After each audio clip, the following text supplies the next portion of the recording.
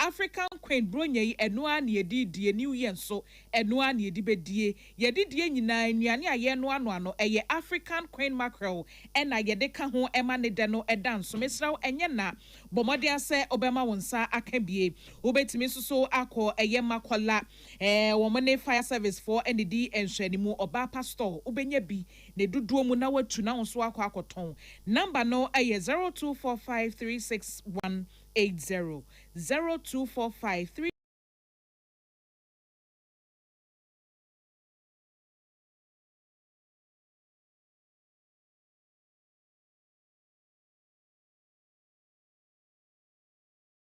0245-326-180 and I say 0302-668-357 0302-668-357. Yeah, well, this way chocolate drink. Yes, say dear, we here any is share special ice. The mineral water and any drinks are sort no best point savings and loans. Best assurance, you tunch need for food, need a bank communina and a ye almost so yasne ama ya den semno aba. Ya baba somo a me abna be nyano mene. Akosia sapona yera and semnimu edia.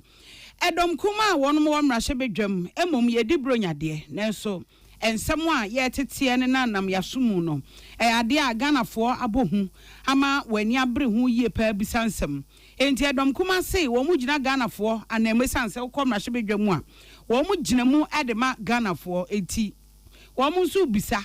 Na womwa shese aban be yenhwehwemu dia fa ho anase adwumaku asese omo yenhwehwemu ema nkontabuo se mu beda ho fan ama enei se yakase amamu okoso a etimi akoso saa no wono ebehwe se yebeye ne saa na no ada na ensem bi beto odwa free IMF womo chese ayi ka gold board ba yenim se gold board de se de yesia bo womo abaso pan se Woma yade amane Ghana city no ogina ne naso na ewiase nyina no ade ba ko asese ehunu ne se wo gold bebre a eboa ma usika timi gina ne naso enti gold board fiti ase se wo eye wa adwuma no na yakase Ghana ye foreign reserve ebe ko nanim no eboa ma city no so etumi gina ne naso e ma ne de almighty dollar e de feso pa e ma no ye yie na eno ne nam so ama na no ye de betu dwa se ya boka susuro $214 million and a Bank of Ghana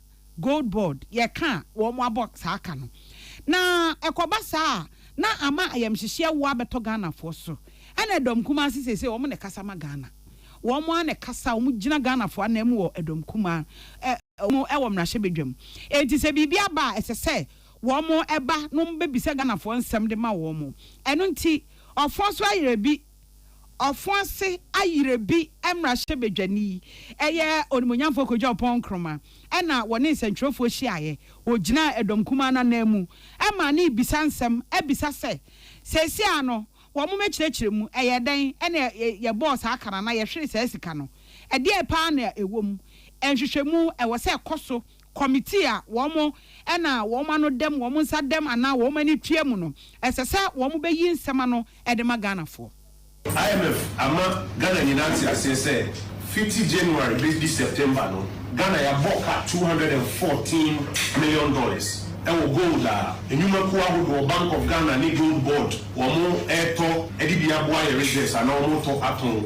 na gold ye to boka ya boka $214 million ye cry wodum kuma mu no de samuda kai abroad the gold board emran ba match any starting ball kokose nhihye no ma hihye no if it is a gold board a limited liability company this one be a connection to the corporation and influence your money so enti e ka body de sell no ma hihye obo ne ma no e be e ba ye cry match on see fire some panko as at September ma boka $214 million ye koso yes semi ni minu anu begina ye yes sia afilin ko na wi ye no ne aboka $300 million eno achino ana onimonyamfo kodwa pon kroma echese esese wo mbebu nkonta yeso wo mumu emomu bu nkonta abra ye mfa suro anase bia ye hu obi mobo de obeka ne se Bank of Ghana any chief executive officer woda gold board ano wo mumra committee a yesi abo ato wo so wo munye hwehwemu mfa ho no no meyi nsem ano se de be ya ntiase be ya adwuma ye the request for parliamentary inquiry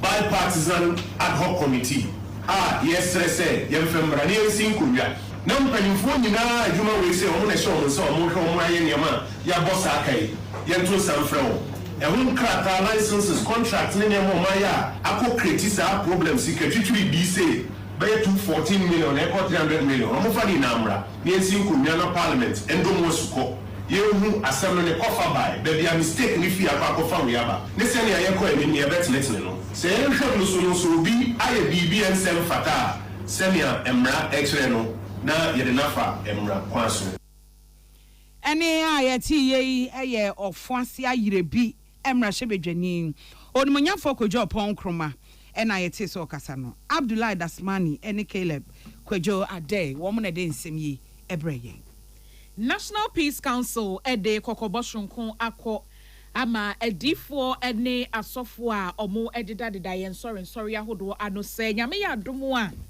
wachina eye 31st na said the debia ye no 31st de ye nyina ye kwa asori esan se sada no ene ye da etwa to kra ewo afini mu a ye de wura afefufuro mu 31st de ene enwumu edru ho no mu a asori bia ni adaje na no no mu kire mu se emfa ho se no yenya IGP foforo ma omo nhyen komo a edi ehu ni suro bia beba beto bia so anase oman ne so yenko so a entina yasomdwe mu kire mu se abra na aka ne IGP Dr. George Akufu Dampare ho no de no de kokobọ sonko koma omo dane dada nyina na ote omo warning se omo nkom sha omo hye no omo nhwe yie de de basabasa de ehu ni suro bi beba de ombesre se omo hunu kwan po asesa na te a omo hunu kwan ombehye sankom na enkonkofa suro ene ehu bia emma enti National Peace Council kire say ne wo IGP foforo de nanso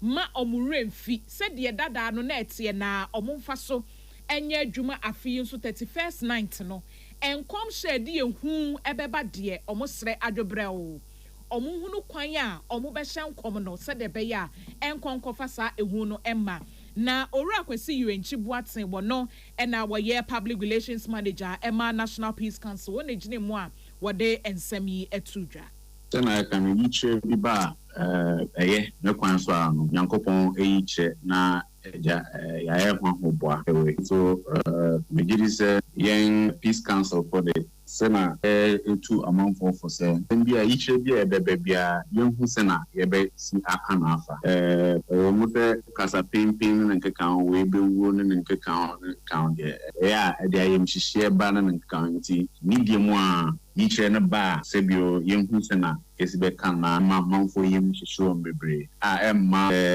bio minor sum bi so anase ayem hihie mba oman na enyina etin akrakra ye ho ewura afefufro enane ya de said ya de ma asofo no enwechi owura kwesi yuenchi buaten etire mu se ye bekaye a tro kronkron ni mu kra no wo hwe nkita hodi a odifo Nathan ene ohini David enyaye a wutumu se edi ya wonyaye no ofa nyansa kwan so eka ho asem enti sedie na nka edi ehu ni suro bi beba no ankoye ne saa enti oso obesere so mo fe no enye hwesode na enkom hye bi omubenya onde onka asem omo nhye nkom na emom nkom hye bi ho no mo a sedie obefa so aka ne mpo na ebi edi hu ani suro beba enti no wo hye na wo ka ne yi a ebetimi aboa amasa ehu na anase suro na ewom no ano etimi abraso so obesere pa se omo nhye ne nso emayen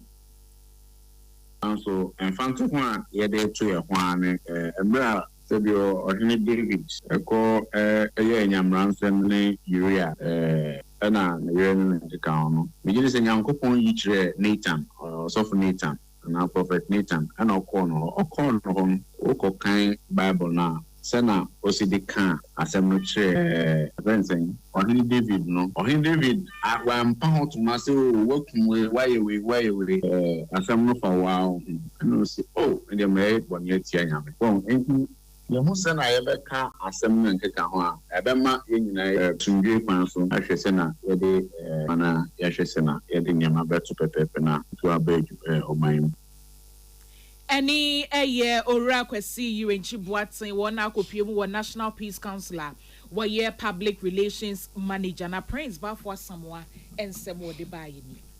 Western North Regional Treasurer Emma Ghana Conference of SDA and sorry no and I remember that one reform. One so ASF also district pastor Emma Akwanrefo one sorry.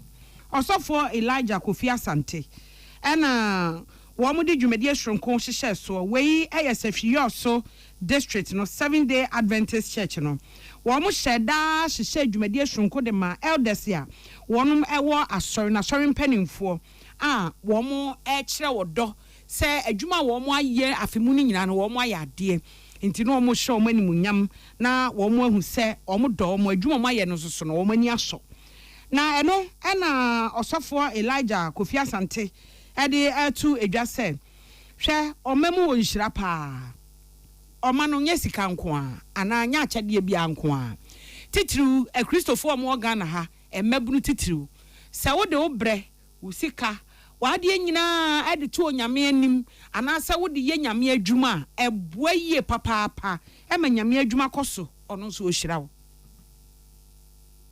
nyame adwuma na yɛyɛ no sɛ yɛka yɛkyi panimfo binom a wɔde wɔn kra to hɔ de wɔbere wɔ mogya ani adwumaden a wɔyɛɛyɛ ɛboa yɛgye asɔre no si hɔ de bɛsi nnɛ no ebinom da so tete ase sɛ yɛnkae wɔn a na wase ne yɛtwɛn ma wɔwu ansa na yɛakɔka wabakɔsɛm a ɛnhyɛ da mmoa ne asan hyɛ wɔn kunan ne mmabunu ne yɛne yɛnkyirima a yɛba nyinaa sɛ asɔre no a ɛnɛ yɛabɛto no ebinom na ɔmbɛyɛ adwumaden na ɛma asafo no baeɛ nti yɛn nso yɛaba a yɛnyere yɛn ho na yɛnku yɛn ho ne yɛnso asɔre no mu nneɛma asɔre no ɛntimi ntu mpɔn nti wohwɛ ɛti asɛm a yɛde too so no a ɛyɛ respecting the past and then inspiring the future yɛkae deɛ ɔma yɛ atwam yɛde ne die no wɔbuo de ama wɔ na afei ahyɛ yɛn kunan ahyɛ yɛn den nyamesom no ɛyɛ atuhu akyɛ ɛnkɔden ɛne adom akyɛdeɛ nyame de ama yɛn no sɛ yɛde bɛboa ama n'adwuma no atumi akɔ so ɛno akyi ana ɔsɔfoɔ Elijah Kofi Asante ɛka akyerɛ asɔre mpanimfoɔ sɛ wɔn yɛ akanifoɔ wɔn su no wɔn ban abrabɔ pa abrabɔ tenene ɛbɛma yɛsua wɔn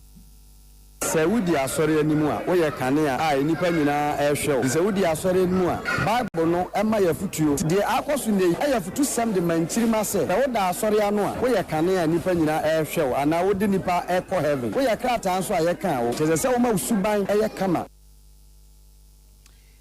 ɛne a yɛte yei ɛyɛ Western North Regional Treasurer Emma Ghana Conference of SDA Church wɔn nso na ɛsɛ hwiyɛ also district pastor Emma SDA sorry no Pastor Elijah Kofi Asante ne yɛte sɛ ɔkasa no na ɛnkane president of the Western North Ghana Conference of SDA Church wɔn nso na wɔyɛ kasamafoɔ ɛwɔ dwumadie no ase Pastor Francis Tenakwa Beidu ɛna wɔde ɛto Kristofo nyinaa nim sɛ wɔn mmɔ abrabɔtenene afutu amede ma omo ne sɛ wo sum nyame na wamfa wo ho ansi hɔ amma wurade ansuro no ani na hyɛde so efisɛ na Moses kae no nyame a wɔdɔ yɛ no nti no wɔde nhyira ɛne no me nsɛm ama nipa wudi na hyɛde so a nhyira ani so nso a no me disa no ma we no na wurade tu yɛmfo sɛ anka no de otu yɛmfo sɛ yɛnyɛ de na asie yie yɛmfa ɛnɛ de no ntoto de akye de no ho na yɛnhyepu wɔn abrabɔ yɛmfa futuo sɛ woyɛ panyini a wotufo woyɛ spiritual leader asɛm nyinaa yɛ nyansa asɛm nti yɛmfa ntu wɔn fo ma yɛnya wɔn ayɛsɛ yɛgya amabunu no susu sɛ ɔmo nim biribiara but ɔmo nim biribi na ɔmo hia kwankyerɛ yɛsɛ ɛkyerɛkyerɛ wɔn na ɔmo nso fa kwampa no so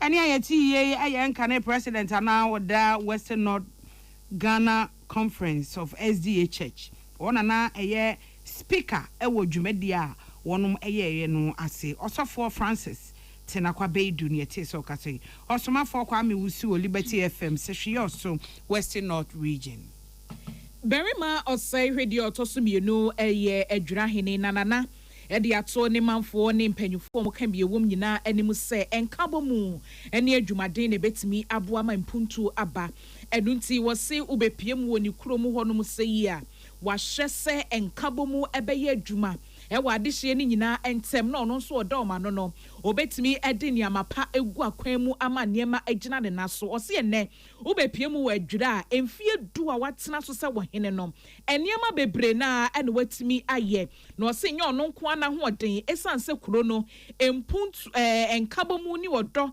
ewo omuntemunti abribia bibia omudibedi egu akwan mu no na wo bia ede ne muane na ho oden ata ekire pepepe ama niema adeda na akwan mu wose de enei wo hwe se de adwura aya wono ankasa kora no eye nimonyam hye sonko de ma no enti no oma obi bia mo esan so da obi bia se obeye ohene wa adwura no omo nyina de oma hoɔden na omo nimde eta na chi wode nsɛm we no etudwa abra emfie du a wotena akonya no so no wode ho na ase som ene amamra ne amane ahodo egu akwan mu no ye brana scan no say omo betu ono oyobi a watumi aboa na medina ka say sankanye ni ntikura police station da ye she ni kenya ba bia a police fo betra because oba ye dey for bomode epeja true contributions aye odi ani mai any DC division no and a police for baby aye why I mean now presidency so bomode you see this new DC court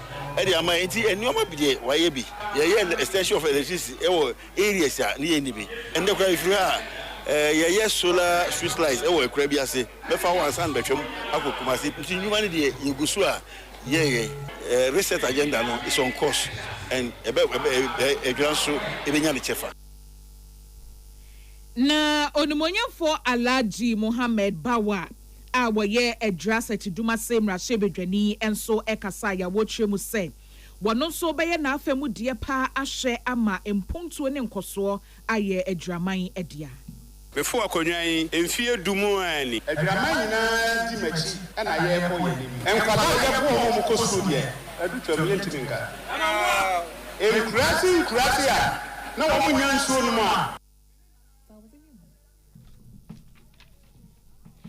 Eni ayekotie ye mom no eye adrahene berima osai hwedie a woto so mienu na Samson Kenya meche ene de ensemi ebai.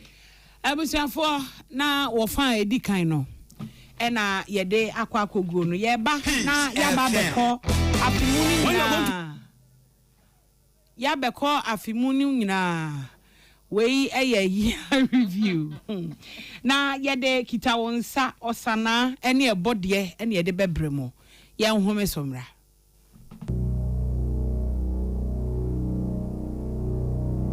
Peace FM. When you are going to buy a paint, don't look left, don't look right. Go straight and grab the luxury Alagris paint. No be any paint be paint. The Lozi acrylic paint. Paint mu champion. When you are going to buy a paint, don't look left, don't look right. Go straight and grab the luxury Alagris paint. No be any paint be paint. The Lozi acrylic paint. Paint mu champion.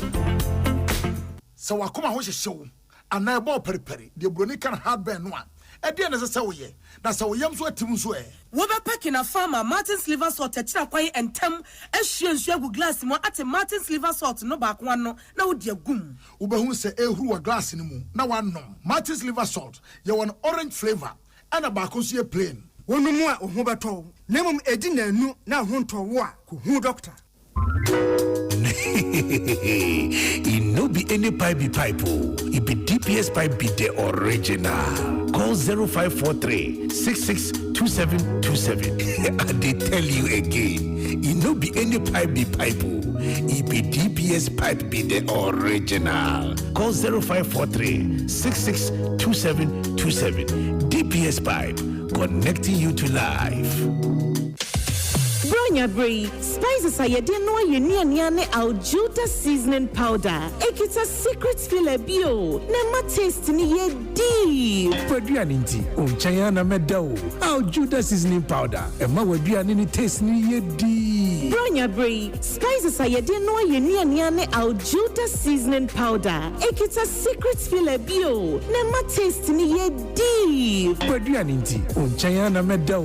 Aljuta seasoning powder. Emma Waduanini taste ni ye deep. Ubenye bu drama suni supermarket beer bew. FDA ajitwedi nkracho yato. When you are going to buy a paint, don't look left, don't look right. Go straight and grab the luxury Alagris paint. No be any paint be paint. The Lozi acrylic paint. Paint mu champion. When you are going to buy a paint, don't look left, don't look right.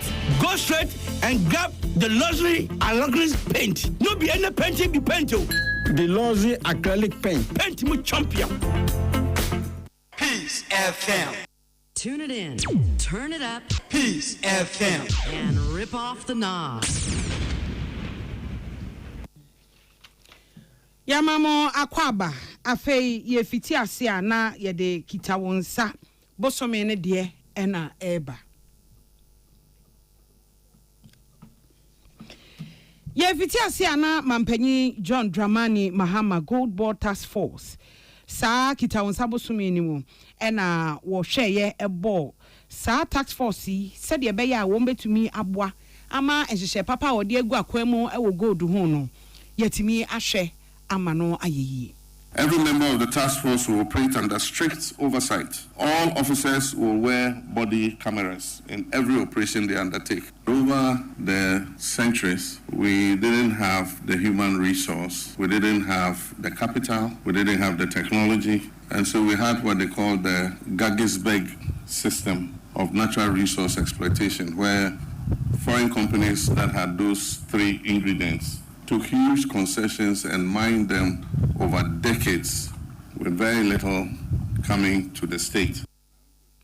Enwachi mampanyi saa bosumi nwemu ena wokan se galamse kono se we swai papa ani ayedin enu nti obi bia emfa ho ni nipa wo ye se wokọ na wokọkọye na se wo sei ensase no a yenso mu na yenchew na mra na uni. Our forests, rivers, and green belts are national treasures, but we are alarmed by the environmental destruction that is reported across Awaso, Dadieso, and Sefia and Rianso, mainly due to illegal mining. I must be honest, this is a national emergency. The National Task Force will continue its efforts to halt illegal mining in our forest reserves and on our water bodies. I've also noted the activities of illegal anti-galamsey task forces that go around extorting money from legitimate small-scale mining companies. When kita won sabosumi ni mampanyi ene dituja salamat kuku apentil ene debreye. Na kita won sabosumi ni monso ni mampanyi His Excellency John Dramani Mahama edan 24-hour economy a wo yese wo be mampanyi obehwe amana ye adwuma wo ye mamuti sabosumi ni mu ena wo dan na die kama wo tre mu se eba beboa ama enyuma ebuso. Behind the 24-hour economy and the accelerated export development program was born from reflection during and after my previous term in office. Between 2016 and 2020, it became increasingly clear that Ghana, like many African countries, is trapped in a model of an equal exchange. We export raw materials and we import refined finished products. Sabusumi Kronemu Nsuye mampanyi His Excellency John Dramani Mahama July bosome ni da na edikan National Thanksgiving Day na ohweye ema dwumade no ekoso jojo was State House abontimu ho no me ho ne mampanyi de to obi ani mu se yenhwema enkabo muni asundwe entena yentem emfa ho ne baabia ye free anase esomo a yewomu.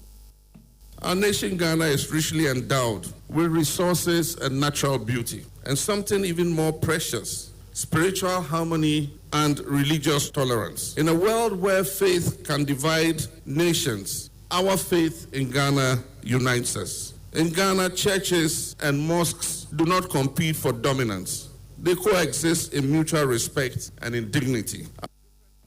Yamampanyi His Excellency John Dramani Mahama ne den sami todwa ewo kita wonsa bosome ni mu. Na sa bosome kronwe mu ena wokoto share ensentwoni bi so a ewo Joy FM.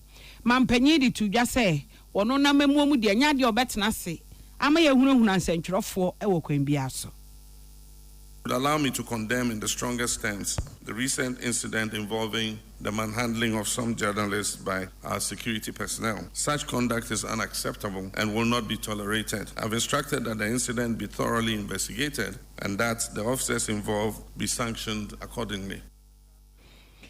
Eno no sa bosumi kronwe mu ena mampanyi abedi achire na Jane Opoku Agyeman professor one also so Jumedi Shunko ekoso Pana First celebration no o kasa wa ase titru e wo se emabunu wo mo edu ohun ewura investment ahodo mu.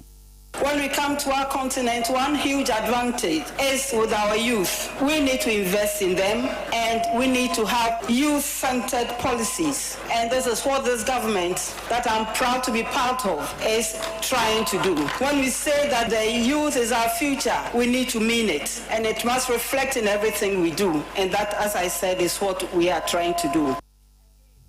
Wei aye kita won sabo sumenim na mampanya bedi akire Professor Jane no Opoku Adwumade etu eja. Kita won sabo sumenim nso asante hene otumfo setutu otoso mienu edi tu dwa se wone kusan nananom atena nkonya edi ahia ama entokwa ne mentime ho ase a ekoso woboko no omo edi ano se de be ya asumdwe betimi aye adwuma na otumfo edi tu obibia anim se won omo nhwe no omo nsom se de be ya asumdwe we no ebetimi aye adwuma. Sabusumi kro na mu nso eye edom kese ba no dani onmunyamfo Mahama Yarega edi to just say entokwa ekoso oboku ni nyina efri NPP amanyoku no sanse omo ba ye nsise bia na sa hinsie bi ekoso wo honom no enenam so ema sa entokwa no ema ne hom ne so ntinye se ebia wo mo NDC amanyoku no atwe omo ho na emom no ba bi efri no hu enchiremu ena wodi to dwa ese. The problem in Boku was caused under the NPP administration. Under the NPP administration. That is what happened. While Akufo-Addo was president, he allowed somebody to be appointed as a rival chief in Boku. And while Akufo-Addo was president, that rival chief was taken into Boku. Any eye onumunyamfo Mahama Yarega eye dom kese ba no danina. Emmanuel Colley and a den semi free and Rashid Fee ebai. Na yada so ewo sabrenum na MPP amanyoku no wo general secretary lawyer Justin Frimpong Kodua ede tu dwa se entokwa na ekoso oboko no ye ka pa wo se NDC wo mpeso mo ye na manyose mo mpese betwada 24 elections NDC for and someone can count Boko. Now, Sebi, almost Shanko Fokutupa. No more cancer, Bonnie Bebre, Alpha, Yeraku Fado, and Iraba, Miamu, Abaho, Nina, dear, a Shanko for Kutupa. Emma, my dear, so MPP are buying Sebi, Boko, and Semino, Yan Now, Tessa. And said the MPP are buying the last 8 years. Your managing Boko and San Semino. NDC buy in just 7 months, no, Ajiabu. Any ye lawyer Justin Frimpong Kodua MPP General Secretary Nieti say Wakasano. Kita won sabu sumi ni monso enkane Defense Minister asese wenya ne baby crawl Dr. Edward Omane Buama ekasade to Ghana fo nyina anim se obia entai din yesanse Ghana Armed Forces asra adwuma no bomoden se entokwa ekoso woboko ene alavanyo no omobeso ano amano abrasi.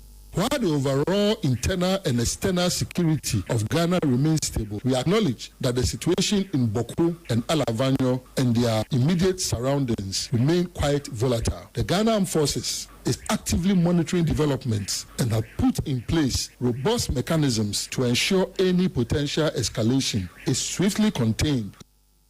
Sabo sume krone munso Dr. Edward Omane Buama echiremu se ye presidential jet no ewo France yesan se ehwo akade bi no arere fuel tank ni say awe ene engine ni ade ni nyina enti omo hwe se omo betimi akeka niema sie ni ama no asan ba be ye na dwuma bi.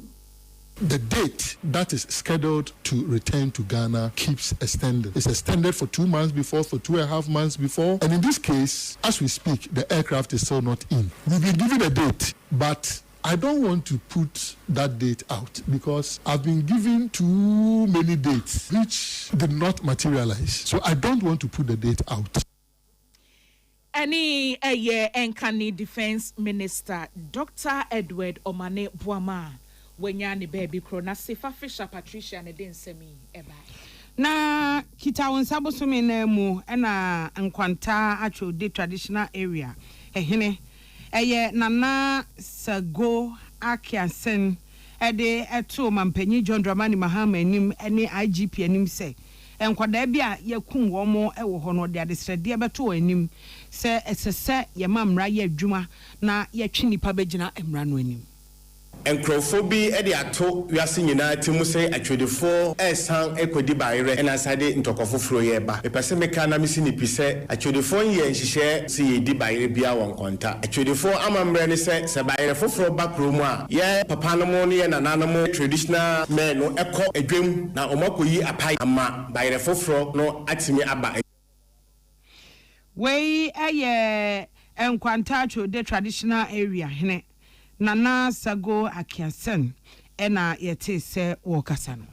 Kita wonsabu sumi ni munsu yesika semswa for Dr. Kaiser ato Forsen ede afimpemu akonhumesika no kotudwa wo mrahye na aka akra ama wode akonhumesika yi atudwa no ena edomkum e wo mrahye bedwafie epieye na enchiremu omuma ye nyina ene se niema bebre na enkoso bambonsem engina yie Ablekuma North abato rerun e course say niema basa galamse ho sensem so aman home ne so enti no enya de omobetena se etie sa media budget review onumunyafo Frank Anodompre ene gina mu ekasaye. I will not on any day defy your authority. Speaker, we have lined up a number of activities to back home our demands, and to the extent that these violence visited are not atoned, we cannot be part of the presentation of the media budget. Any onumunyafo Frank Anodompre waye edomkumano penyi a wotia wo mo mrahye bedwafie na afensa ma de edoagiri mrahye bedwani okasa wie yepe ena onumunyafo Kaiser wato Forsen abra na walking kan afene mpemu akohumesika no tremu se eniema akwanenim Ghana esikasem no emu apagya Akan na ejina be ohanchechemu enan echiri ponkono to say na 2025 abra na walking kan kohumesika no tremu se emu apagya ekọ ohanchechemu num echiri pomiensa na wo tremu se kuaye adwuma ye wo ye memu no eno na aboa pa ma ye niema ama ne homene so. Mr. Speaker, despite global economic uncertainties, Ghana's economy demonstrated robust growth. In the first half of 2025, the economy expanded by 5.3%, up from 4.9% in the same period of 2024, marking the highest first quarter growth since 2020. The agriculture sector led this growth with a remarkable 6.6% increase, about 3 times the growth in the first quarter of 2024. The agriculture sector growth contributed 26.4% of the overall first quarter growth. The fishing subsector grew the most at 16.4%. Any yonimunyamfo Kaiser ato force yesikasem swafo. Na kitaonsabo swemi na mu ena MPP amanyoku no. Wonom director of elections. Eya ora Evans ni makobeka se womo nyintum ewo Ablekuma North. Se ebekwa akoto eho aba. Electoral Commission aboyamani or letter a chocoma. Actually, mu say at 3 polling stations no we coalition SSR oye or Ablekuma North Council. Ablekuma North 281 polling. Electoral Commission FPA parties meet on the 12th of June. Omayenyan in TSA why coalition in Navy at 3 polling stations. A year and a year July. Electoral Commission fair meeting. As I'm for front of the above. Enwachi ana Deputy Director of Elections Emma NDC eye Madi Jibril ono so ne de obeche say wo mo boabo mo ho amare ran nabaso to declare say we run eye mraku so an electoral commission apa again I listen to the MPP argument say electronic document is as good as original document and some more can it doesn't go into election because maybe behind a scan and a photocopy document work because there will be a before. So who to assess no indenture, no photocopy of indenture, not original era because assess our coordinate our community. Ani ayete yano aye Deputy Director of Elections Emma NDC Madi Jibril na eno achiri no ena emrahye medom kuma no ka kire dom kese no ba no dani onmunyamfo mahama yarega se won fa na nibra so na won tonsa emfre Electoral Commission ora region mensa no mna meyi nsem bia no efa Ablekuma abato no. Mr. Speaker, we should be careful as a democracy how we are managing this democracy. Mr. Speaker, today we have a member in this chamber from Domikwabenya because when it was left with some few polling stations, EC relied on tally card, adding Michael Kwe Jr. on the Onyenipa. Any ayati ye aye edom kuma no ba no dani onu nyamfo Alexander Afenyo Markin. Na kita wonsabu sumi ni munso abra abato komisa se Ablekuma North impeswa hodo dunkuno omo ba beto abani biom no NPP amanyoko ni chemu senya de omo be pene san se abato komisa ni nyina so bia e wo mramunti omo ede ne be court na trotro ni anata trotro for panyima NPP amanyoko lawyer Justin Kodua Frimpong ene gina mu ekasaye.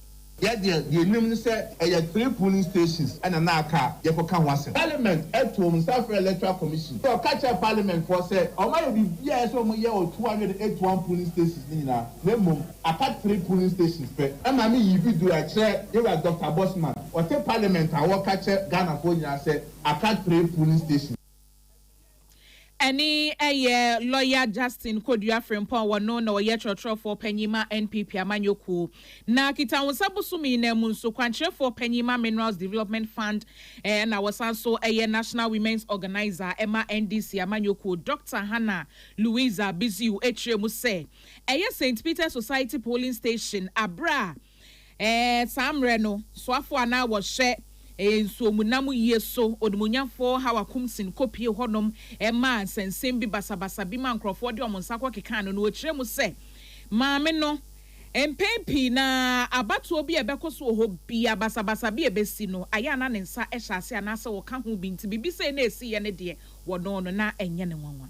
Violence, but please don't ask me to feel sorry for her because I'll be lying before you and before God. I don't feel sorry one bit. Go and ask her. And also, I'm a victim of how Kumsi.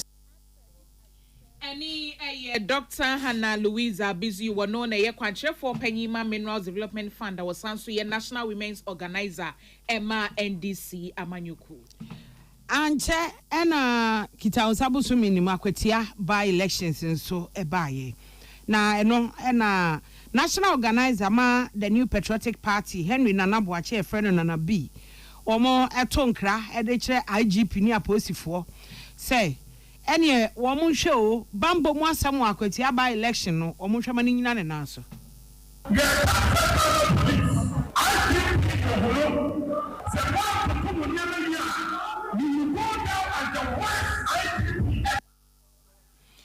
Any ayeti ye Nana B wono na ye national organizer ma MPP amanyoko no. Kita wonsabusumi na munso enkane defense minister Dr. Edward Omanebu amaka safa basabasa ya ekoso ewo Ablekuma North rerun abato ekoso no ho si. This cannot be the democracy under President Mahama. President Mahama is different from President Kufuor. You understand? So let us give the police the maximum cooperation. It's the reason I'm here jointly with my brother and colleague, Minister for the Interior, to observe things for ourselves. Any Dr. Edward Omane Buama Enkane Defense Minister says wenya ne baby kro ne no echi no so no Dr. Alaj Mahmoud Baumia Samre no so kasaye efa Ablekuma North abato no mosa to ye no eho basabasa ye ene de ekoso nyina ma no so kiremu se eniema entwa yi. The reports of what has gone on north this morning are very disturbing. This is not the democracy that we want to see in Ghana. Our supporters are being attacked by thugs in the presence of the police. Enkane Mampenyi Abedietre Dr. Alaj Mahmoud Baumian Semwa wodi tuja eni. Na sabu sume kronu amu omokoto eye Ablekuma North abano ewie ya pe. Ena emrashebedwani awayi no Rabna Obin womo eko ana wakwa kosai wo mrashebedwam. Na eno ena edomkuma no mu nyina abo wo mu firi ho. Obin Arabina, having been elected a member of parliament, do in the name of the Almighty God swear. That I will bear true faith and allegiance to the Republic of Ghana.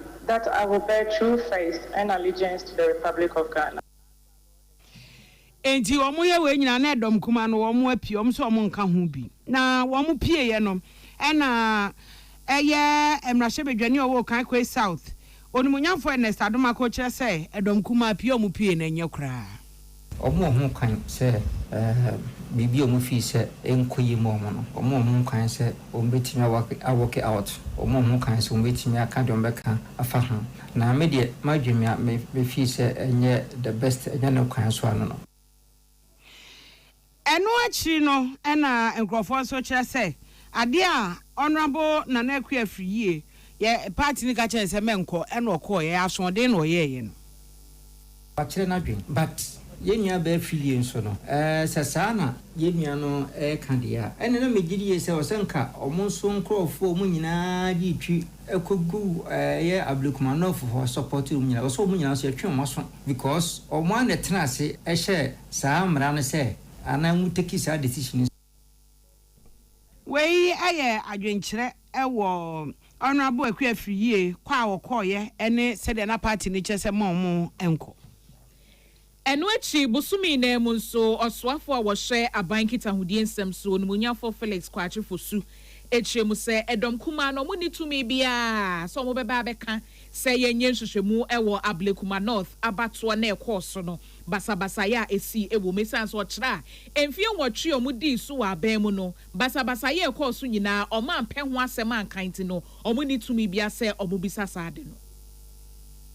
Mr. Speaker, terrorism is simply the use of violence to achieve political ends. Mr. Speaker, what is most worrying is that anytime those thugs got into trouble, it was officials of the New Patriotic Party who went to their aid. Na onmonyafo Felix Kwachifosu de nsem way to dwarie ye na Akan Defense Minister onmonyafo Dominic Niti wo sanso eye bimbila mrahye bedwani etremu se wankasa yie kra. It is dangerous for people in government to be justifying violence. It is dangerous, especially ministers of state. Any onmonyafo Dominic Niti wo Akan Minister of Defense awosanso ye bimbila mrahye bedwani. Na said na sabrenim de na mu oden pa eti edom kuma no se bibi kra na be pie mu ewo ehope omse pie ye jam ho na baako eye akwatia by elections yenim se akwatia mrahye bedwani ana owo ho no ofirimu oyare kakra bi na ofirimu no ena omso mo kwa akoye by elections edom kuma no se oho edom kese titi no edom kese ba no dani onmunyamfo ma yarga adai ena opesi ekoye ni sesi an 10 sa abotre. I feel that I should raise it before you and for you to take a decision. What should be the direction? Are we to treat the communication from the leader of the minority caucus to this house that our colleague belonging to his side is no more as a communication that the seat has become vacant? Enuachi ena Edom Kumano, second deputy chief whip, Honorable Jerry Ahmed Shaib, onoso edi animu, ene central for Bekasai, and disabre no more tobe nina no more Edom Kumano or Mapi, and omo bam, and central for Bekasi Chirewom. It doesn't matter. In fact, it matters not whether you are an MPP or an NDC. But we've always thought and believed that we cared for ourselves. Today, the majority leader has shown us that each one for himself, God for us all. Way a second deputy chief whip, Emma Edom Kuma Wamrashibijum, Honorable Jerry Ahmed Shaib, Ena Okasai. Na kita wonsabusumi na munso NPP amanyoko no ebebo amane se Ora Solomon Kwame Asumedu kwantrefo panyi Emma Owo Mining Company ena omayi no se onkopre Emrashe bedwafia konya no Emma NPP wo akwatia by election samre no na epoye mante mutitine nima NPP amanyoko Ora Jeff Konedu Ado ena wogina mu echire mu nientia ono na omayi no.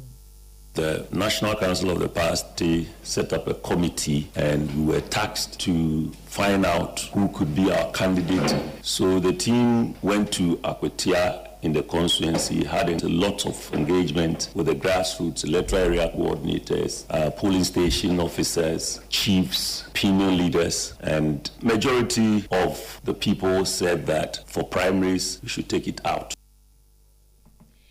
Any Ora Jeff Konedu Ado wano na epoye mante mo yetitine nima NPP amanyoku. Na kita wonsabusumi na mu ena rehosem esi ya yedehre. Yenyum tuni kase pa Ora Charles Kwadwo Fosu aka Daddy Lumba. Na samre no emrahye bedwafo ekai no ema omo editu dwase wo hye animonyam sha wode ahye oman Ghana afa ne nyum tuomu a Omai no ashrade ye pa na samre no menhia not mrahye bedwani onumunyamfo akwasi Konedu ena wojine mu ekasaye. In his heartfelt tribute, the former president aptly described him as a pantheon among musical greats of all time. Indeed, Daddy Lumba's influence extended beyond the boundaries of music. He was a cultural ambassador, a unifier, and a beacon of creativity and wisdom. Mr. Speaker, the loss of Daddy Lumba is not just a blow to the music industry. It is a profound loss to Ghana's cultural heritage and identity. His music brought people together across age groups, political divide, and ethnic lines, whether at family gatherings, weddings, political events, national celebrations. His music played in the background, evoking nostalgic joy, reflection, and a deep sense of emotions. Through his art, he managed to build bridges and foster the sense of national pride. Ani yo numunyamfo akwasi konedu wona ye menhia North Marshall Bidwani a wode nsemi etudwa.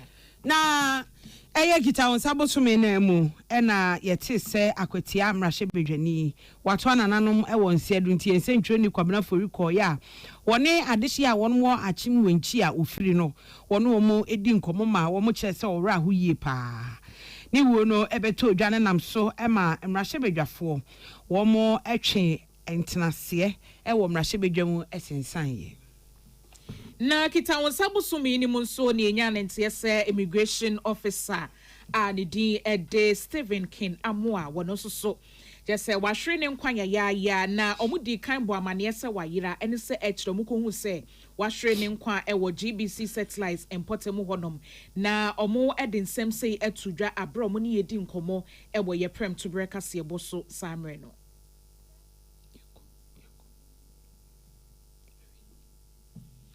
Sabusumi ni mwanso na deputy ranking member woda Foreign Affairs Committee ano ewo Marshall Bidwafie onmunyamfo na nasafo agye aye edi to dwa say yema panyi His Excellency John Dramani Mahama wedi ehwemo pa esan say LGBTQ+ ehon sensem a UN4 ema so ehwe ye eto ho aba ne yema panyi anto aba ne bia wo mu kire say wodi Ghana for abroyi pa. Na sabu sumi krono emu ena oswafo a ohwe akwan ne akwantempon so eye woni munyamfo kwa me governance agboja edebetu edwa se enei sika a aban ehwe no de atua contractor for ka ama kwan ahodo asese ye ka akamu no 4 billion Ghana cedis wo mo hwe no mayi ni nyina afiri ho ema wode nsem etu edwa. Sabu sumi na emu so onmunyamfo kwa me governance agboja editu dwa se ensemu a abandada ne kan yeso ma ya kwan be 10,000 kilometers no enye no kresan so munhwehwe mu kire se 1,000 kura no wentimi anye bi sada na so enna eye NPP amanyoko ebie nominations mu se omo presidential primaries no mu a omo pese omo gina to franka ma amanyoko no obia ebetimi aba be fa ne forms a apply ye so na yenye yeji ahome ye bape na ye ko osana bosuminimu.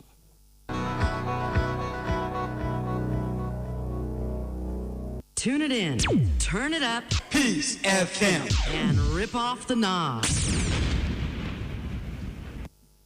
Ya mamo akwaba afei ye ko osana bosuminimu a. Osana bosuminimu na mampanyi John Dramani Mahama efre ye se Africa ene Singapore ese fata se ye beka ye ho abomu se de be ya yesika sem ne adwade bibia bekoso kama ewo ye ntem. In these unpredictable times, we must forge new alliances. We must open new opportunities and possibilities. We must explore new markets and new investment spaces. In a world of tightened financial conditions, fragile supply chains, and rising protectionism, South-South collaboration is not optional, it is essential. Na eno echi no sa bosumi krono anim na mampanya bedi echi Professor Jane na opoku agema ekwa abakosem okopie mu e Ministry of Health. One of my happiest days in my life. I have not heard this before, that a whole vice president will come to the ministry and have a conversation with a minister with respect to development in the health sector. I was so excited. And just for you to know, His Excellency the vice president is playing oversight responsibility on all ministries, but she's focusing on 3 main ministries. Ene a yati ye ayoswafo ohwe apomuden ho nsem onumunyamfo kwabra minta Akan eno no abra vice president kopie mu e wona kachi Osana busumi ne monso ena onumunyafo Julius Debra Chief of Staff ebebo amane etre Ghana fo nyina ese helicopter na eso yempanyufo bia na omoko nhyiemu ewo boase no ahwease amomu nyina ahwemu kwa. On behalf of the President of the Republic, His Excellency John Dramani Mahama, Vice President Professor Nana Jane Opoku-Agyeman, who is with us here, and the government of Ghana, I have the unpleasant duty, sadly, to announce a national tragedy involving the crash of a military helicopter this morning around the Adansi area in Ashanti region. Na sa ebrako ya asemi ebeto dwasa no na ama bibia ye basa. Eti mampanyi John Dramani Mahama ena Professor Nana Jane Opoku-Agyeman ene etitiru mpanimfo ahodo bebre ena wo mu ebodwa wo Jubilee House a wo mu de enhire eto saa nipa enwotwi wo mu hyeda ye ba bi sonko ede enhire gu wona ase. Western Regional Minister Joseph Nelson ono so officially obebo amane say flying officer twum ampedu no eka nipa enwotwe ne ho bi wonum eto anananom wonse do nya omo ano ka ho nyina no obubo din no echechiremu ma Western Regional Minister wono so e de nsem sei ne to wo mo na esu no anim. I can't even, because you can't imagine how these families are feeling now. I mean, even for the rest of us, how difficult it is to try to put words together, to think that our sister to see her in this state. Where Western Regional Minister Joseph Nelson yet so kasan. Osana busumi ni muyema mpanyi His Excellency John Dramani Mahama ekopiemu ewo Japan. Eye private public partnership dialogue. Na hono di tu dwa se wo hwe ne se de nipa ye do so a se yampa nyuma pa ama ye mabunu a ene ye wasem. The demographics have changed, and that the majority of the population in Africa is youthful. And so there's no way you can grow a successful economy without investing in the youth. The youth form 60%, if you take the age category of between 16 and 35, they form 60% of Africa's population. Sabusumi ne muyema mpanyi His Excellency John Dramani Mahama ebo foto to ho asa foto we no na education fund a wode ba beboa helicopter akwanhie si mpanyufo mo hwe mo nkwa no omma omo etiase omo adesua ensem no de tudwa se obi abetimi aboa kakra bia betimi dia ba beto foto num ama ye de ahwe enkwada no. It's a difficult calamity because if you look at all those who died, they were at the prime of their lives and had so much responsibility.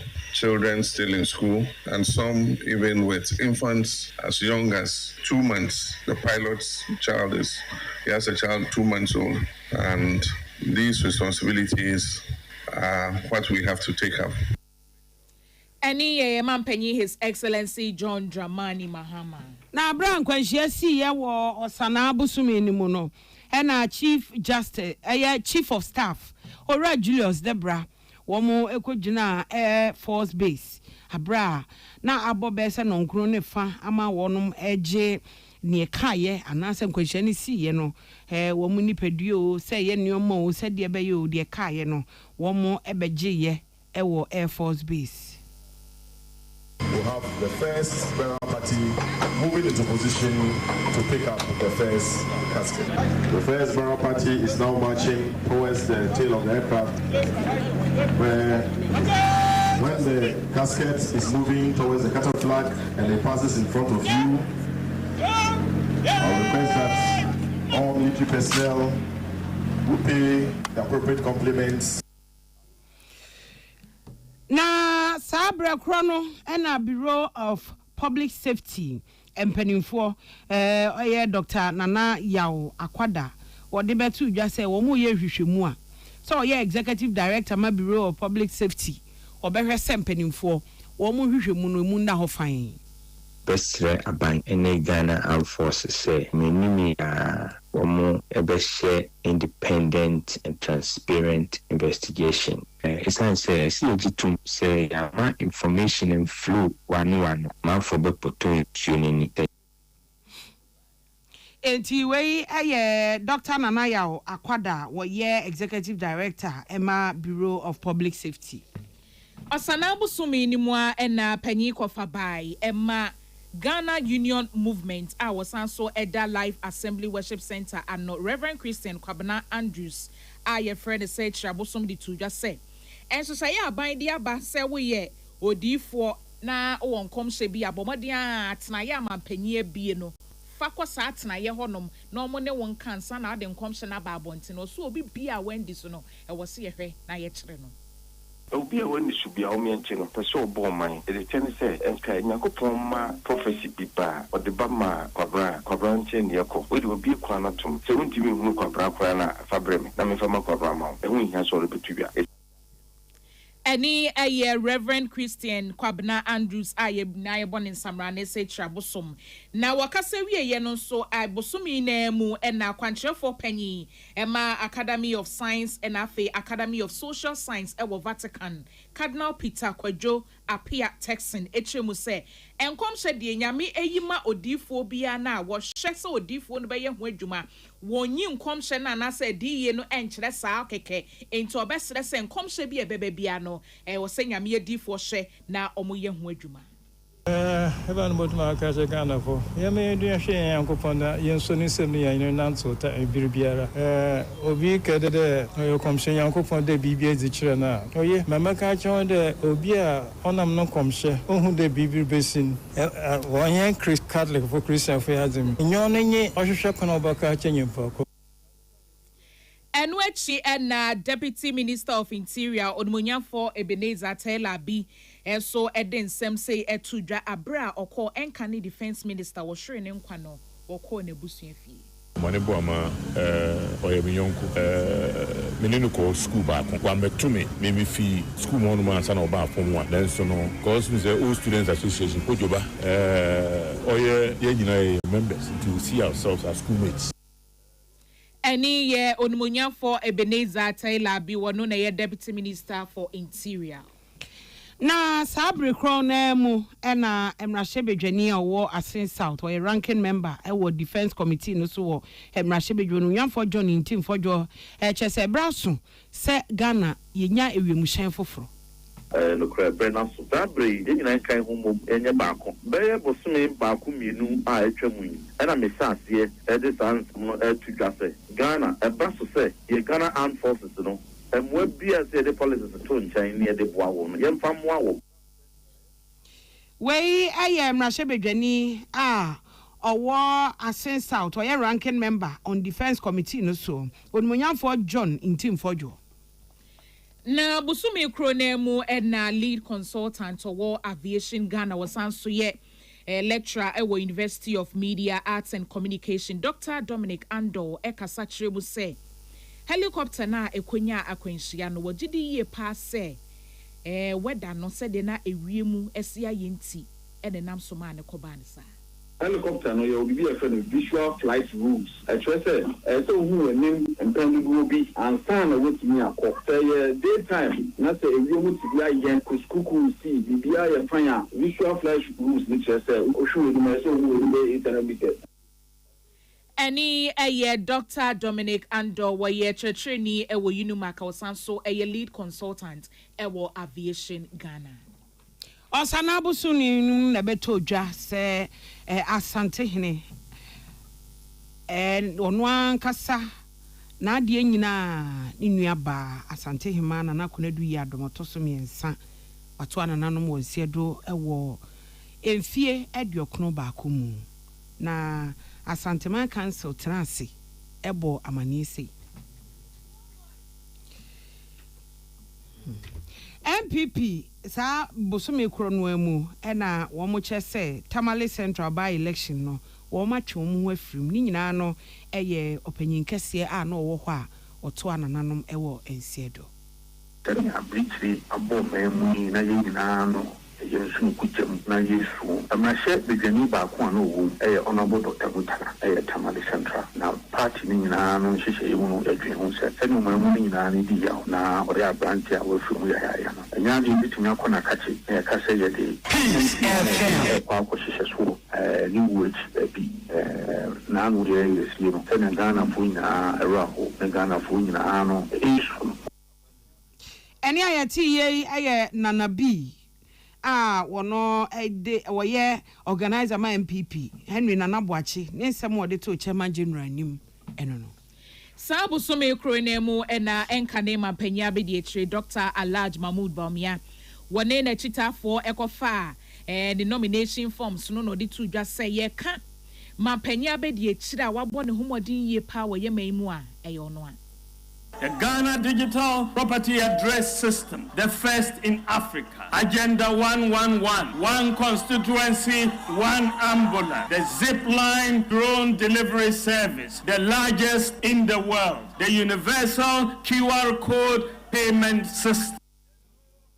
Any enkane mapenya bedietri Dr. Alaj Mahmoud Baumia bosome kronemu nso na lecturer ba ko University of Ghana awabni ye pa we sikasem emu Dr. George Domfe editor Amrado Awada Bank of Ghana enim Dr. Johnson Esiama say won shena dollar na oma hode no on jemu nembra krom se de be ya yesidi no ebetimi enya hoden Okay, the bayan so the dollar and the bar about ten and say if you a probano or to go mama a court 10. I say the iron in check. Well, bang, I'm a fine in chef. I do know you know what to so.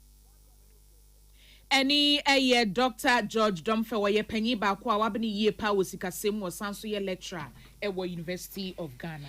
Na blekuma by election ya blekuma north abaye kokoto ye enam soma basabasa ye si ya Central for ye bru nipa be miensa no wachi nipa enwotwe womo edu womuko police station said ye be ya ye don begina mra no anim.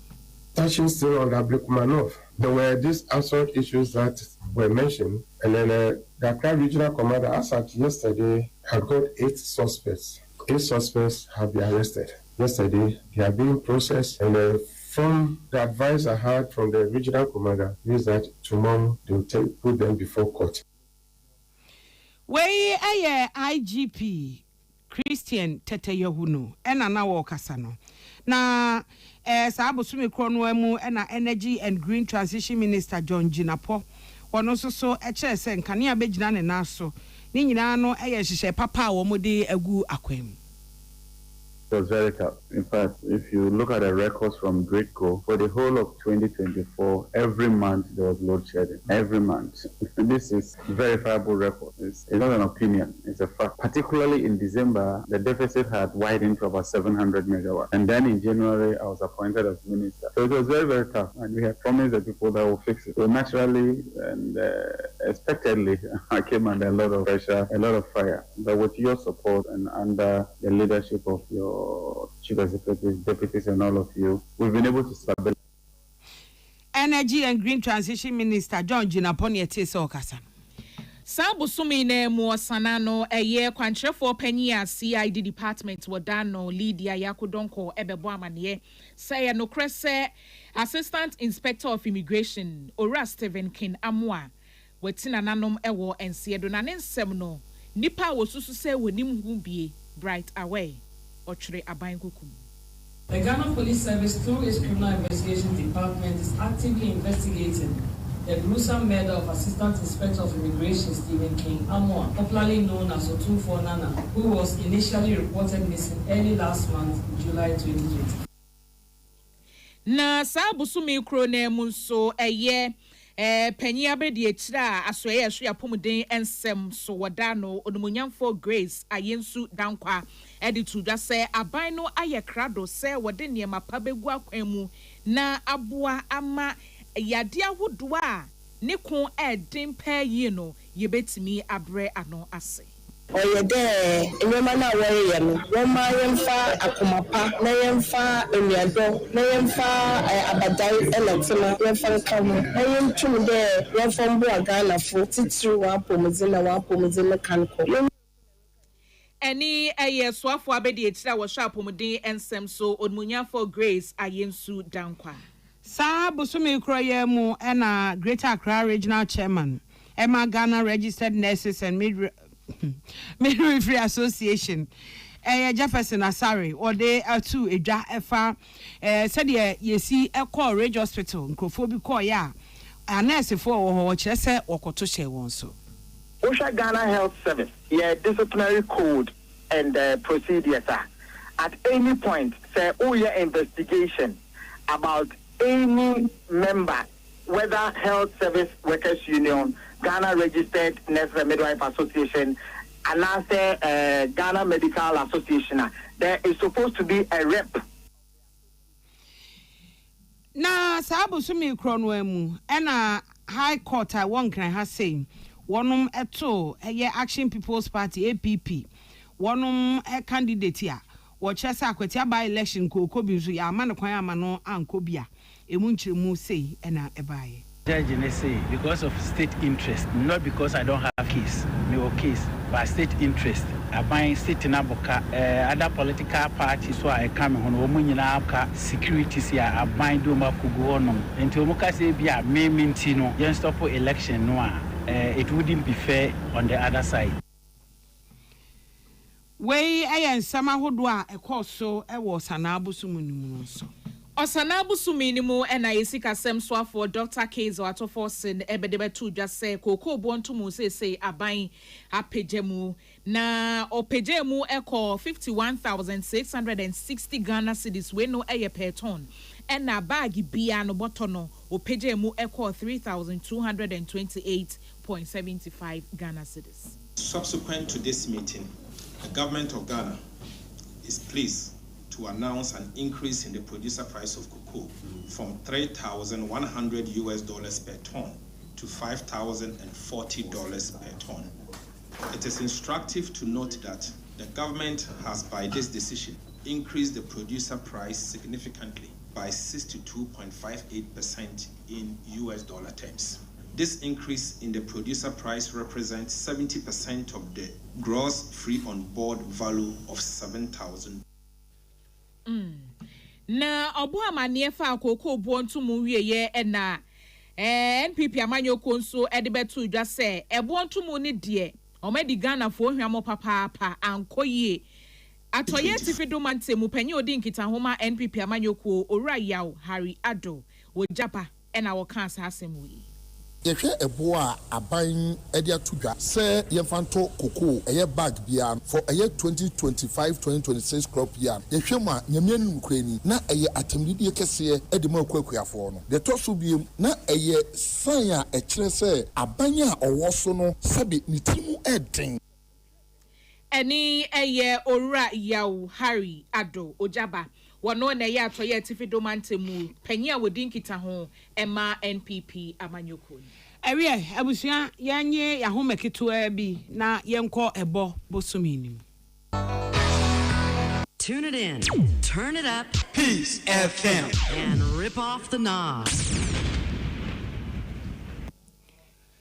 Ya mamo akwaba afe ye ko ebo bosumini September ebo enumu na ye ko ye fiti ase anama mpanyi John Dramani Mahama ekire ye se enya hogono so se ebre bia afi bia ebetua $15 million ewo baby a ye beka se ye diplomatic use eno no bekoso ewo aman ahodo so eno nti esefata se ye ya yetumi hwe na ye bibi fa ho.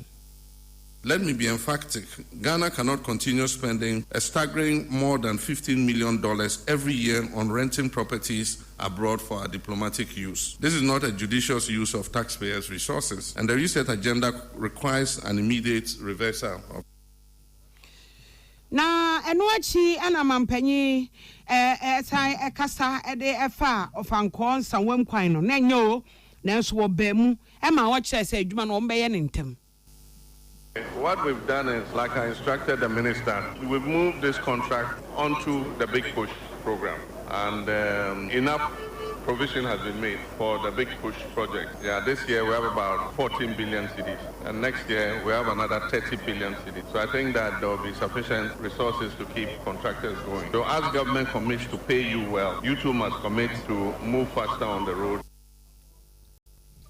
Ebobo sumine munsu yemampanyi His Excellency John Dramani Mahama tabuna no modi ato aban ensase ne tonso no wo yifri ho a wo kyemu sese so mode nhye ma paaba enti ne ton ni nyina no mbedi san hyehye ne so ahye ama bibia ada ho fan. The unrestrained dissipation of state lands is not the work of the ordinary Ghanaian citizen. It is spearheaded by influential individuals who wield public office not as a trust, but as a personal entitlement. Prime government lands, ecological buffer zones, school land reserves, forest enclaves, Ramsar sites, and even lately lagoons have been appropriated by individuals. Any man penny His Excellency John Dramani Mahama na ebobusumi na emunsu na swafo ohwensase ene obade ne paso onmunyafo Emmanuel Amakofibua ekopie mu obibie ni ema responsible cooperative mining no omodan na die wotremu se aban ne nyese bia fumagudie tu no ochi o na emum no pese ye no kwan paso. And then if you buy scale mining company, one of my go and master years. See, invest to be our clinic, invest to be our primary school, now secondary school, or musha bois lectures, you know, or more the ideas more. And you wanna invest in primary school for will be a university. Any ayeswa for washen sasene oboade ne paso onmunyafo Emmanuel Amakofibua. Na ebobu sumi ni mu ena mampanyi John Dramani Mahama ekopie mu ewo United Nations General Assembly the toso e de owoche wo session ni mu ena o se bibrem aye ko entokwa yedi kan adi ntwo dada ni nyina no ye wiemu nsachiraye ne ho ntansa.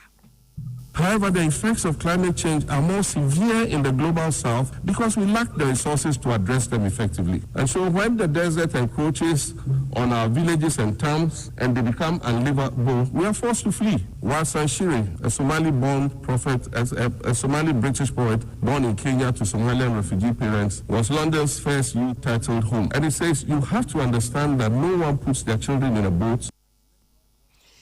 Na sabu sumi kronwa mu ena mampanyi abedi akire okopie mu wo dwumadie sonkwa na wonum edie wei eye 76th anniversary ema People's Republic of China ena 65th anniversary of Ghana-China diplomatic relations. Let just say ayonkofa eni omofa eni said oma ye dwumadia na omoye ena mampanya be de church say ye hia pa se benya mfaso de free ayonkofa nim. This partnership has survived many generations, many governments, and this is again because of the reasons that have shaped this relationship. As a result, we must be mindful of our shared historical memory and the lessons we have learned going forward. We acknowledge the initiatives from China and how they align with our commitment, and we also acknowledge the ways in which we can even forward look the relationship even more. So, what are some of the issues we should be interested in? We know that has been steady growth in our relationship. Ebobu sumi na musuyema penye His Excellency John Dramani Mahama esheye ema big push program no odainedi ewo afienya ewo enkrimante mu ha.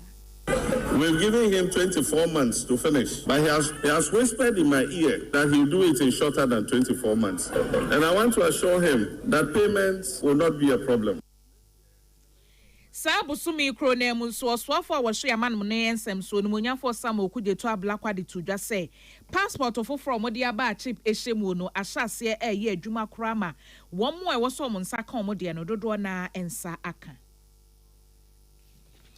Yet also Ediana Mampenyi John Dramani Mahama Ekasaye Edi Efa we are seeing now Chester COVID-19 by no emaye who say ye nyina na so kra se koba hapomuden ho ohawa say BBC putuprumu as obia nyamwa ne ho ewo ho.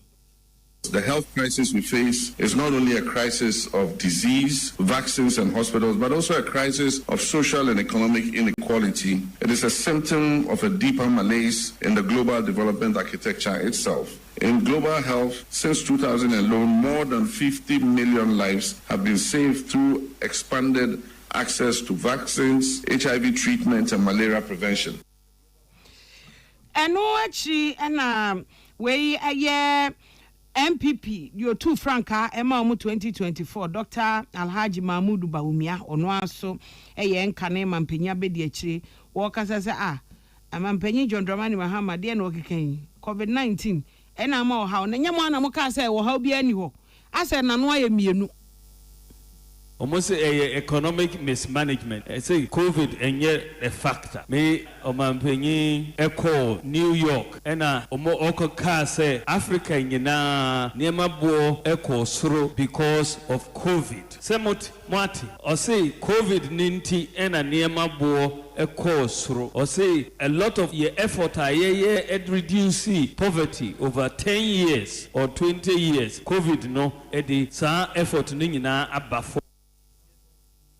Ebobo sumini mo ena waswafo a wohwe ya ho de ne ensem so ne munyafo John Jinapo ebo amane se yemfidi a epompi nsuo gu mfudie so no sese aban edi bia ba we no eye solade a eba bebo amakwa adwuma akonani.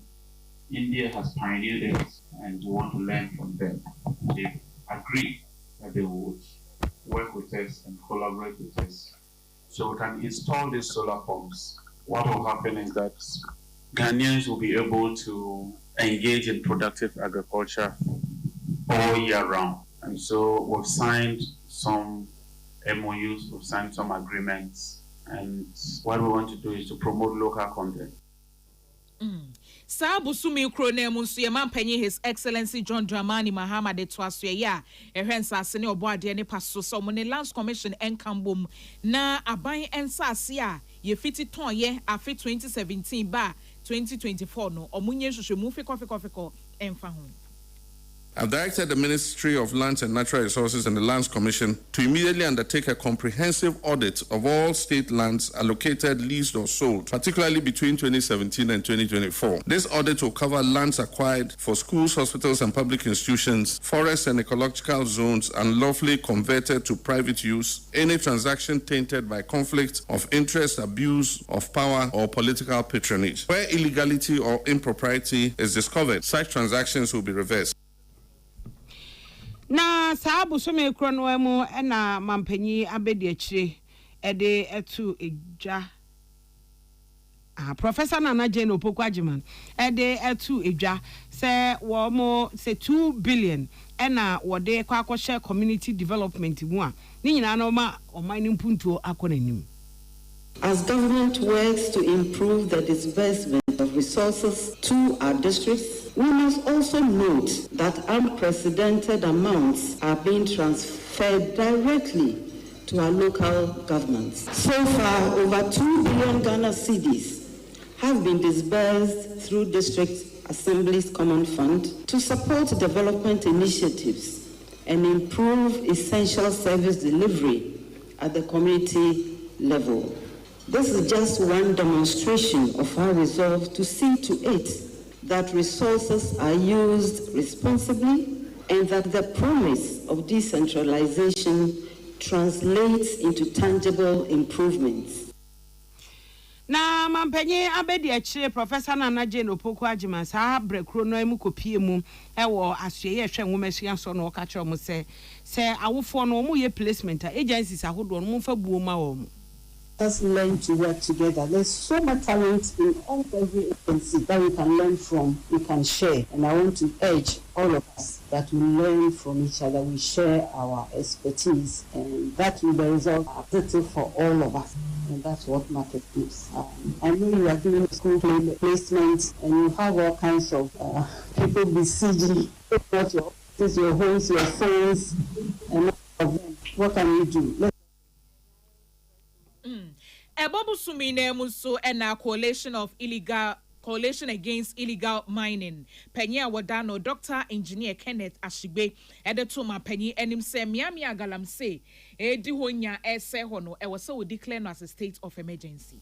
So we are therefore making the following demands of government in response to the President's statement on deploying a state of emergency as by Article 31(9)(a) and (b). The circumstances under which a state of emergency may be declared include the current Galamsey situation, in which the actions being taken by the environmental criminals are calculated to deprive large communities of potable water, which is an essential of life.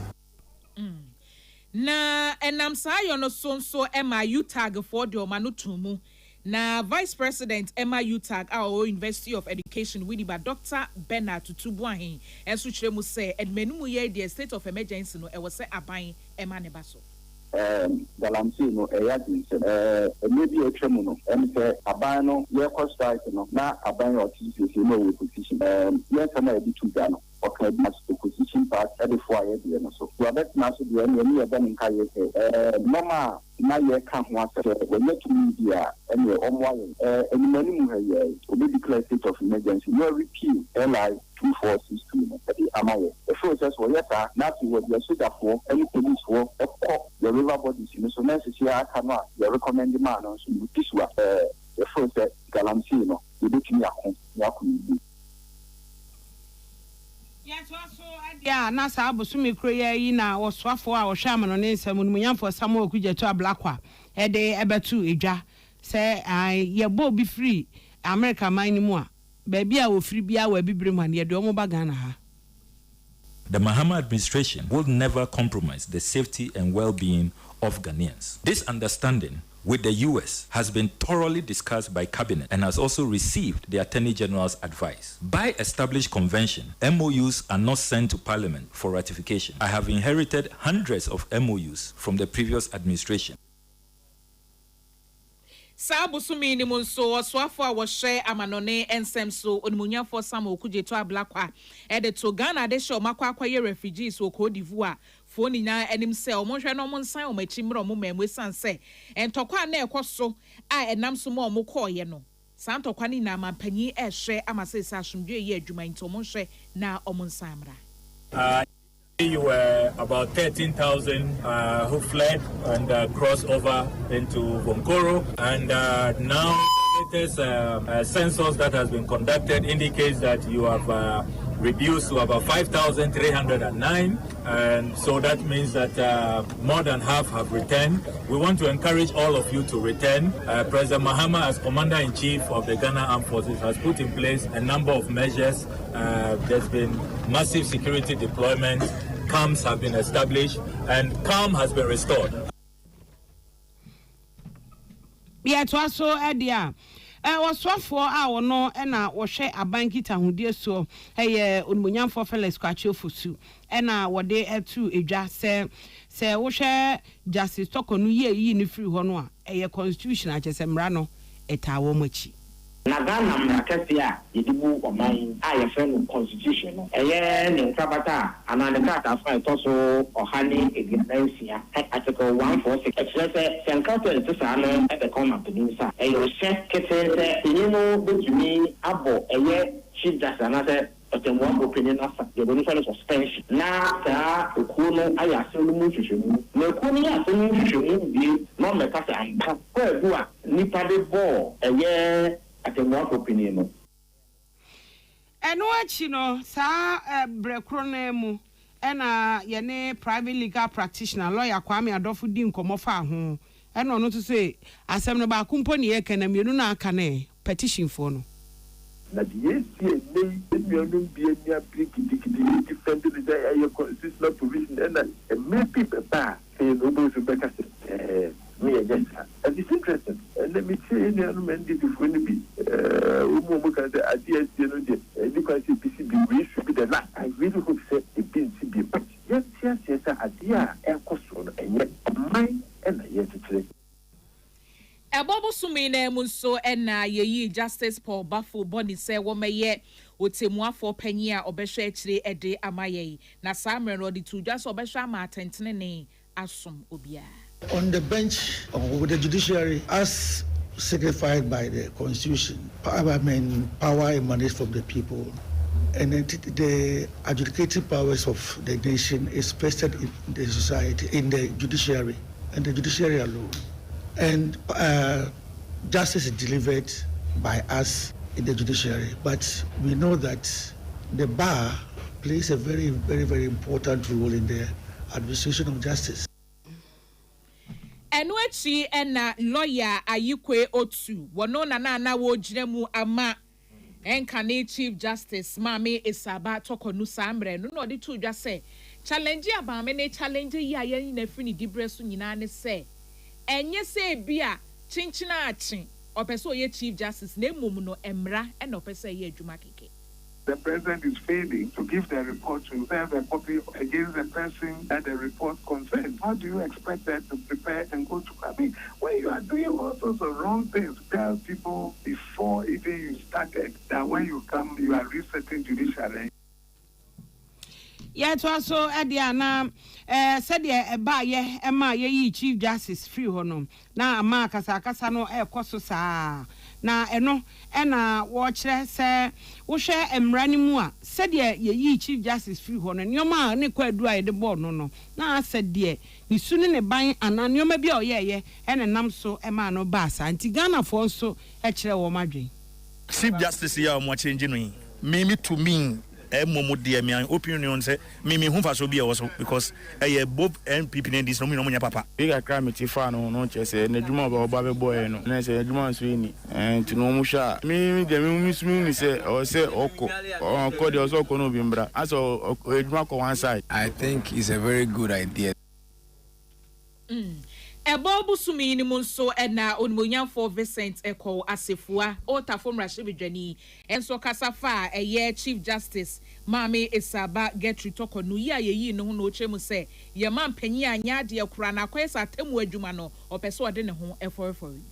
It has never happened where you put an arm of government directly under the crimes and caprices of another arm of government. In TB Penny Samuda, say 1992, if we are basis Amri, you be a Chief Justice, if you Nakunyaso. Ebobu sumi ni munsu ye man panyi His Excellency John Dramani Mahama de Tudja, say basabasaya esiye free afi 2020 abatonim ene afi 2024 de enimu nyina na ho report no ne nsaka. I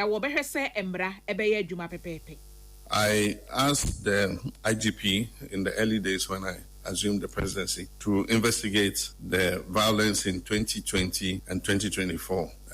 I wish to inform you that last week I received the investigative report on the two incidents, and they've detailed and catalogued everybody who was affected by the violence. Yeah, to also the National Peace Council, Wamutu Anamon say Akwatia by elections in Kashumdi Emra. To know must say, Amanyokomi no more Ghana ha kiki and this in the MPP, Wamo sign a Yasumdi and Krata. And national organizer Emma MPP. Ora Henry Nanabo Church say and this for the or my just woman saying you basan one on Pesomoye. So we raised this issue. So unfortunately, we cannot continue the meeting. They have requested from the National Peace Council that they are going to inform their, and for that matter, we need to give them some food, and then they will come with a proper and a well-represented team from the national government. So we could not. We are waiting on them. If we are called, we have said that we fully commit to the peace process regarding the Akotia by. We have said it several occasions, and we are going to repeat it again. So for us, we cannot continue with this meeting until they bring proper representative from. Ebusia yede kita wonsa osana ene ebo ena yede abremu enwumre ombeba abetoa so busome miensa no aka we chire no na eno nso wo mo de atoa so ede ama enti eno no kasi ebo no asi yani ayekenka ye medin de akosi asampo sapo mene abana bayi nyano yedi asede kwa ma MTN Ghana MTN sebo modiana ko eSIM enu ne betimi aboa wo enti o download my MTN app na wako simless and obi o na phone no yentimi fa chip enhemu ma ne nye yi enti o ko simless na ebeboa wo papa African Queen Mackerel yesi twawanum keke na papa eno no mesre onye na bronya yi new year enu an yedi nuane no Mumfa African Queen enka hona ne dane beye shonko mesra wa ubetimi akọ Obapa store wo makola na wakwa akotubi number ne 0245 326 180 0245 326 180 and afa 0302 668 357 0302 668 357. Yeah, what this way chocolate drink yesterday we hearing so share special ice mineral water and the drinks are so tuning in no one yedi bronya no best point savings and loans best assurance you tune need for funita benkwan with just so aya no apebi na etimi aboa wo mo no mo so ya sinema ye den semi ebe so mo yadamase ama mo nyina mo eniti Peace FM. Hello, this be Kwakesi. Who this? Frida this crowd make we step out small. Bronya Muda said the carnival for town to start now. Yeah, Mr. Desi, see my fiber they fire off. Download record, do streaming they go on. Gaming suit to you, no buffer. If you Bronya way they more fiber. We need you